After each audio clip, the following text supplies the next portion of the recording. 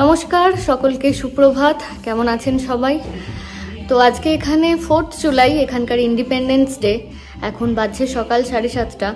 তো আমরা সবাই বেরিয়েছি এখন রাউন্ড রক ডাউনটাউনে প্যারেড দেখতে যাব বলে। তো আমার ব্লগ যারা দেখেন তারা নিশ্চয়ই দেখে থাকবেন যে গত বছরেও আমরা গিয়েছিলাম রাউন্ড রক ডাউনটাউনে প্যারেড দেখতে। তো আজকেও বেরিয়ে পড়েছি। 8:30 থেকে প্যারেড শুরু হবে। তো সুধাও রেডি হয়ে গেছে, ঘুম থেকে উঠতে চাইছিল না, কান্নাকাটি করছিল। একটু কার্টুন চালিয়ে দিয়েছি, ও দেখছে, মোজাও খুলে ফেলেছে। শুধু আমরা বাইরে বেড়াতে যাব, চলো চলো চলো। তাহলে চলুন বেরিয়ে পড়া যাক। সুধাকে নিয়ে বেরোচ্ছি। আমরা এখন বেরিয়ে পড়েছি। বাড়ি থেকে 15 মিনিট লাগবে খুব বেশি হলে। তো সুধার এখনো ব্রেকফাস্ট হয়নি, ও ঘুম থেকে উঠে রেডি হয়ে সোজা বেরিয়েছে। তো ওকে গাড়িতেই ভাবছি একটু খাইয়ে দেবো। পৌঁছতে তো 15 মিনিট সময় লাগবে। 15 মিনিটের মধ্যে যাই একটু খেয়ে নেয়, কেননা ওখানে গিয়ে আনন্দে মেতে গেলে আর কিছুই খাবে না। এখন সকাল 7:50 বাজছে, আর দেখুন রাস্তা একদম ফাঁকা। অন্যান্য দিন এইরকম সময় এত ট্রাফিক থাকে যে গাড়ি নিয়ে যাওয়া যায় না। তো আজকে ছুটির দিন, সবাই একটু দেরি করেই ঘুম থেকে উঠবে। কিন্তু প্যারেডের ওখানে গেলে বোঝাই যাবে না যে এত ভিড়। আমরা এখন সেন্টিনাল প্লাজায় গাড়ি পার্ক করে তারপর ওখান থেকে যেখানে প্যারেড হবে সেখানে যাব। এই দেখুন প্রচুর লোকজন হেঁটে হেঁটে যাচ্ছে অলরেডি গাড়ি পার্ক করে। এই দেখুন সব বাচ্চাদের স্ট্রলারে বসিয়ে নিয়ে যাচ্ছে। ওই দিকেই প্যারেডটা হবে, ওদিকে একটা ব্রিজ আছে।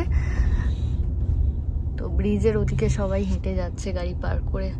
রাস্তার দুধারে প্রচুর গাড়ি পার্ক করা আছে। অনেক লোকজন অলরেডি এসে পৌঁছে গেছে। তো গতবারেও আমরা এইরকম টাইমেই এসে পৌঁছেছিলাম। তো গতবারে আমরা এই পার্কিংটাতেই রেখেছিলাম। আর এখানে আমাদের 15th আগস্টের সেলিব্রেশন হয়েছিল, জয় হো সেলিব্রেশন। তো পার্কিং মোটামুটি ফাঁকা আছে, গাড়ি রাখার জন্য আজকে অসুবিধা হবে না। আমরা কাছাকাছি একটা পার্কিং পেয়ে গেছি, তাই আর বেশি ঘুরলাম না, এখানেই গাড়ি পার্ক করে দেওয়া হচ্ছে।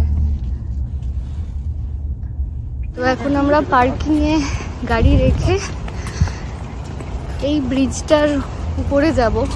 ওই ব্রিজটা থেকেই প্যারেডটা দেখতে খুব ভালো লাগে, আর ওই ব্রিজটা দিয়েই প্যারেডটা যাবে। তো পার্কিং থেকে এই ব্রিজে আসতে 5 থেকে 7 মিনিট লাগছে আমাদের হেঁটে। তো সুধা প্রথমে কাঁদছিল, কিন্তু ওদের বন্ধুদের দেখতে পেয়ে, ওর বন্ধুদের দেখেও ও এখন ঠিক হয়ে গেছে। তো ব্রিজের সামনে চলে এসেছি। প্রচুর লোকজন অলরেডি ব্রিজের উপর উঠে গেছে।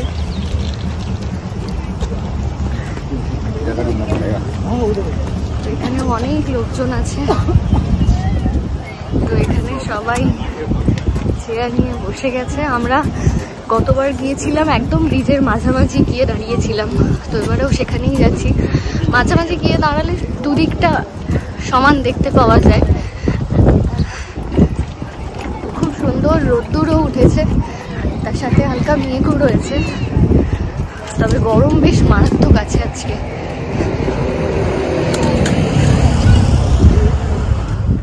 সুধাকে এখন একটু ঘুরিয়ে বসানো হয়েছে, কেননা সামনের দিক থেকে রোদ্দুরটা ওর মুখে পড়ছে, তো ওর একটু অসুবিধা হচ্ছে। What are you eating, Ruhi? Panda? What are you eating, Koi? Is it your breakfast? প্রচুর লোকজন এসে গেছে অলরেডি, তবে ব্রিজের ওপরটা এখনো ফিল আপ হয়নি, এখন অনেক ফাঁকা আছে।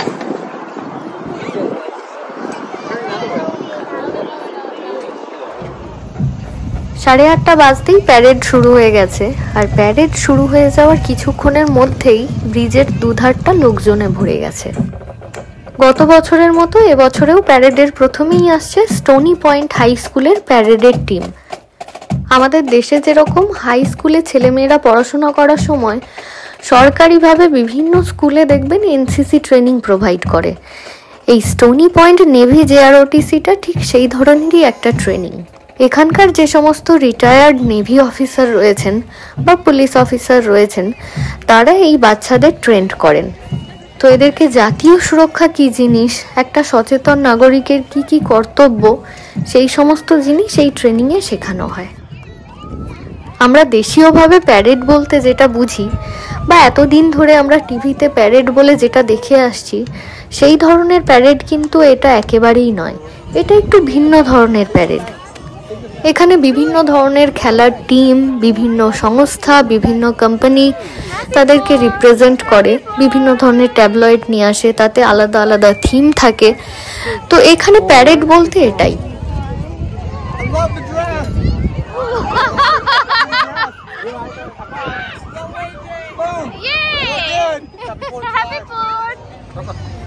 এই রোদ্দুরে গরমে দাঁড়িয়ে দাঁড়িয়ে আমরা প্যারেড দেখছি। এখন সব থেকে যেটা ইচ্ছে করছিল একটু ঠান্ডা জল বা আইসক্রিম জাতীয় জিনিস খেতে, তো সেই ইচ্ছেটাই আমাদের এখন পূরণ হচ্ছে। তো সব থেকে মজার ব্যাপার হলো রাউন্ড রক ফায়ার ডিপার্টমেন্ট আমাদের এখন এই রোদ্দুরের মধ্যে পপসিকল খাওয়াচ্ছে। জানি এই রোদ্দুরের মধ্যে পপসিকল খাওয়া একেবারেই ঠিক নয়, কিন্তু নিজেদের লোভ সংবরণ করা যাচ্ছে না। শুধু কি খাচ্ছ তুমি? Makes kids louder. I'm sorry. Compliments of the Texas Army National Guard. সুধাকেও এই রোদ্দুরের মধ্যে একটা পপসিকল ধরিয়ে দিয়েছি, যদিও ওকে কেটে দিইনি, শুধুমাত্র ধরার জন্য দিয়েছি। আর কিছুক্ষণ আগেই একটা ললিপপ পেলাম প্যারেডের মধ্যে থেকে, ওকে ললিপপটা খেতে দিয়েছি। বেশ আনন্দ করেই খাচ্ছে। সুধা যদি আর একটু বড় হতো তাহলে ওকে আর এই স্ট্রলারের মধ্যে বসিয়ে রাখতে পারতাম না। তখন ও ওর বন্ধুদের সাথে দাঁড়িয়ে দাঁড়িয়ে লাফালাফি করতো, হই হই করতো, প্যারেডে চকলেট নিয়ে বাচ্চাদের মধ্যে যেরকম কাড়াকাড়ি হয় সেটাও করতো বোধহয়। প্যারেড চলাকালীন মাঝে মধ্যে বিভিন্ন শেপের বেলুন মাথার উপর দিয়ে উড়িয়ে নিয়ে যাচ্ছে। তো যখন উড়িয়ে নিয়ে যাচ্ছে তখন সূর্যটা কিছুক্ষণের জন্য ঢেকে যাচ্ছে, আর ওই সময়টা আমাদের এত ভালো লাগছে, মনে হচ্ছে এই বেলুনটা নিয়ে না যাক, এখানে কিছুক্ষণ দাঁড়িয়ে যাক, আমরা একটু রোদ্দুর থেকে রেহাই পাই। রোদ্দুর হবে জেনেই বাড়ি থেকে ছাতাও এনেছিলাম সাথে করে, কিন্তু ছাতা খুলে দেখলাম এই ভিড়ের মধ্যে ছাতা মাথায় দিয়ে দাঁড়িয়ে থাকা খুবই মুশকিল, তাই আবার ছাতা বন্ধ করে ব্যাগের মধ্যেই ঢুকিয়ে রেখেছি।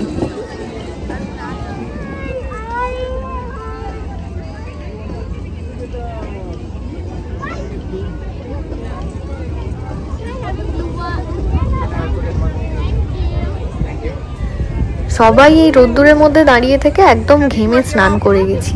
বাচ্চাদের মুখের দিকে তো সত্যি তাকানোই যাচ্ছে না, কিন্তু যতই রোদ্দুর লাগুক, যতই কষ্ট হোক, এখান থেকে ওরা চট করে যাবে না। তো ওদেরকে আমরা বোঝাচ্ছি যে আমরা বিকালে আবার বেরোবো, সন্ধ্যের সময় আমরা ফায়ার ওয়ার্কস দেখতে যাব, কিন্তু ওরা কোনো মতেই কনভিন্স হচ্ছে না। কিন্তু এই রোদ্দুরের মধ্যে আর বেশিক্ষণ দাঁড়িয়েও থাকা যাচ্ছে না, খুব খিদেও পেয়ে গেছে। সেই সকালবেলা 1 কাপ চা খেয়ে বেরোনো হয়েছে, কেউ আমরা ব্রেকফাস্ট করে বেরোইনি, এমনকি বাচ্চারাও কেউ ব্রেকফাস্ট করেনি। কিন্তু ওরা যখন যা খিদে পাচ্ছে, এই প্যারেডের মধ্যে থেকেই 2-1টা ললিপপ পাচ্ছে, চকলেট পাচ্ছে, সেটা খেয়েই ওদের খিদে মিটে যাচ্ছে। হুল্লোড়ের মধ্যে সব ভুলে গেছে।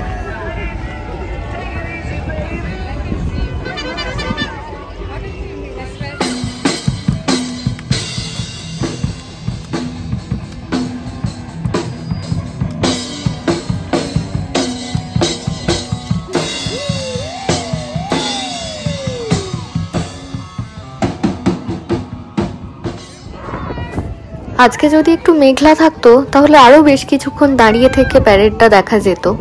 এখন অলরেডি বেজে গেছে 9:45, আরো হয়তো আধ ঘন্টা মতো প্যারেডটা চলবে, কিন্তু এখন আর দাঁড়িয়ে থাকা সম্ভব নয়। এবার আমাদের বেরিয়ে যেতে হবে।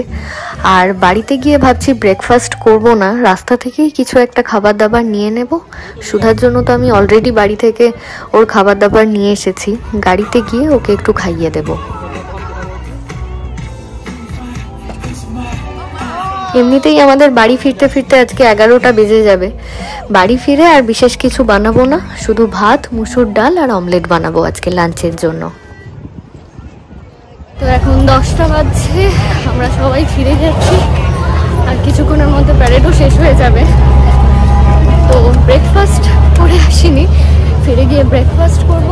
আর এত রোদ্দুর, গতবারে তো খুব সুন্দর ছায়া ছিল, কিন্তু এবারে প্রচণ্ড রোদ্দুর, রোদ্দুরে খুব কষ্ট হলো দাঁড়িয়ে থেকে। তো এবার ফিরে যাচ্ছি, রাতের দিকে তো ফায়ার ওয়ার্কস দেখতে যাবই, তবে লাঞ্চটা বাড়িতে গিয়ে আবার বানাবো, খাওয়া দাওয়া আছে, সমস্ত কিছু করে রেস্ট নিয়ে আবার সন্ধ্যের দিকে ডিনার করে বেরোবো।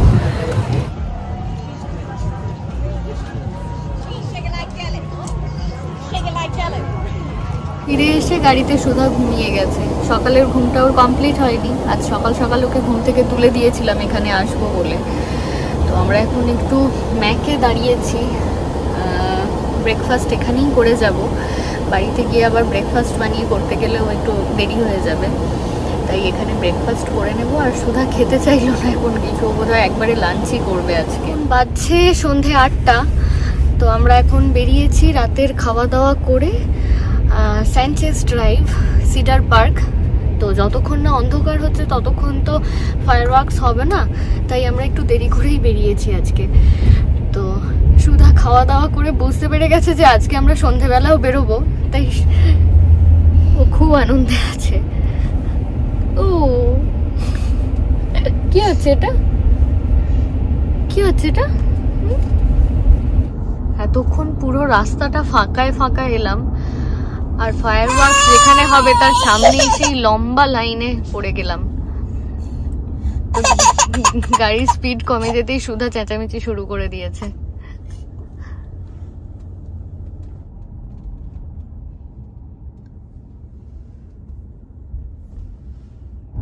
চারিদিকে প্রচুর লোকজন এসেছে। তো সন্ধে হব তবে একদম অন্ধকার না হলে তো ফায়ার ওয়ার্কস এভাবে দেখা যাবে না, তো আমাদের আরো কিছুক্ষণ অপেক্ষা করতে হবে। আমরা আমাদের গাড়িটা একটা স্কুলের পার্কিংয়ে পার্ক করে সেই স্কুলেরই খেলার মাঠে সবাই মিলে আসছি। এবারে আর সেই ভেতরে যেখানে লাইভ মিউজিক কনসার্ট চলে সেখানে আর যাচ্ছি না, কেননা সেখানে তো এমনিতেই প্রচুর ভিড় থাকে, তার উপর আমাদের সাথে বাচ্চারাও রয়েছে। ওই ভিড়ের মাঝে বাচ্চারা খেলাধুলো করতে পারবে না সেভাবে। এই খেলার মাঠটা অনেকটা ফাঁকা আছে, আর আমরা বসার জন্য এখানে বাড়ি থেকে জিনিসপত্রও এনেছি। আমরা বসবো আর এই খোলা মাঠে বাচ্চারা খেলাধুলোও করতে পারবে।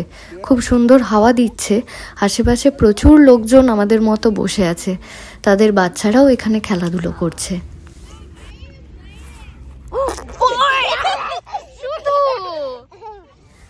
আমরা এখানে আজকে 8:30 নাগাদ পৌঁছে গেছিলাম। তো 8:30 থেকে সবাই মিলে বসে বসে গল্প হচ্ছে, আড্ডা হচ্ছে, আর আমরা অপেক্ষা করছি ফায়ার ওয়ার্কসের জন্য।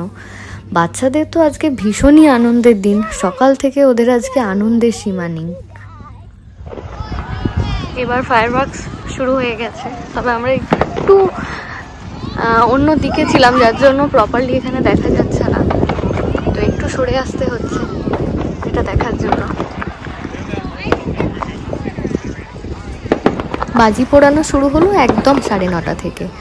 তো এতক্ষণ বেশ সুন্দর কাটছিল গল্প আড্ডায়, কেননা এভাবে তো সন্ধ্যের পর কোনো জায়গায় গিয়ে বসা হয় না সচরাচর। তার উপর আমাদের সামনেই ক্যাম্পিংয়ের ট্রিপ রয়েছে, তো সেটা নিয়েও আলোচনা হচ্ছিল। তো একটা জমজমাট আড্ডার আসর বসে গিয়েছিল। এই মাঠের আশেপাশে 2-1টা নেবারহুডও আছে। তো ওই নেবারহুড থেকে দেখলাম সন্ধে হতে না হতেই বাজি পোড়ানো হচ্ছে। আমাদের দেশে যেরকম দীপাবলিতে হয় না, সন্ধে হলেই বাচ্চারা বাজি নিয়ে চলে আসে বাজি পোড়ানোর জন্য, তারপর বাবা মায়ের সাথে একসাথে বাজি পোড়ায়। আমরা তো ছোটবেলায় প্রথম দিন বাজি পুড়িয়ে তার পরের দিনের জন্যও আবার কিছু জমিয়ে রাখতাম, একদিনে সব শেষ করে ফেলতাম না। তো ছোটবেলার কথা বলতে বাচ্চাদের কথায় আসি। এতক্ষণ বেশ মজাতেই কাটছিল, কিন্তু সন্ধে হয়ে যাওয়ার পর তো আশেপাশে কাউকে দেখতে পাচ্ছে না, সেই জন্য ওরা একটু দমে গেছে। ওরা ভেবেছিল যে ফায়ার ওয়ার্কস মানে বিশাল কিছু। সকালে যেরকম হয়েছে না, যে ক্যান্ডি পাচ্ছিল, বিভিন্ন ধরনের জিনিস পাচ্ছিল, এখন তো আর সেটা পাচ্ছে না, যার ফলে ওদের আনন্দে একটু যেন ঘাটতি পড়েছে। তারপর আজকে রাতও হয়েছে বেশ খানিকটা। সেই সকাল 8টা থেকে ফুল এনার্জি নিয়ে শুরু হয়েছিল, এখন বাজতে চললো রাত 9:45। ক্লান্ত হয়ে যাওয়াই স্বাভাবিক। বাড়ি ফিরে বিছানায় শোয়া মাত্রই ও ঘুমিয়ে যাবে আজ, যদিও ওর সাথে সাথে আমরাও বেশ ক্লান্ত হয়ে পড়েছি আজ।